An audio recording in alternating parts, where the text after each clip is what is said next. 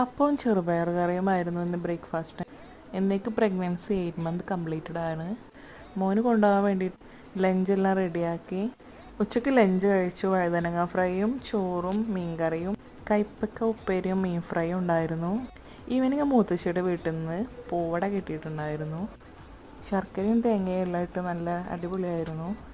പുതിയ കുറേ കാറിൻ്റെ ടോയ്സ് വാങ്ങിയിട്ടുണ്ടായിരുന്നു. അപ്പോൾ കുട്ടികളെല്ലാവരും കൂടിയിട്ട് മുറ്റത്തിറങ്ങി. അതുകൊണ്ടായിരുന്നു ഇന്നത്തെ കളികളെല്ലാം. ഓഫ് റോഡ് റൈഡിങ് ആണെന്ന് പറഞ്ഞിട്ടാണ് കളി. നമ്മുടെ പൂക്കളെല്ലാം നന്നായിട്ട് പൂവിട്ട് നിൽക്കുന്നുണ്ടായിരുന്നു. സീനിക ചെടിയും കോസ്മോസ് ചെടിയും എല്ലാം നന്നായിട്ട് പൂത്തു. മൾബറിയുടെ ചെടിയിൽ നിന്നും 3 മൾബറി കിട്ടിയിട്ടുണ്ടായിരുന്നു.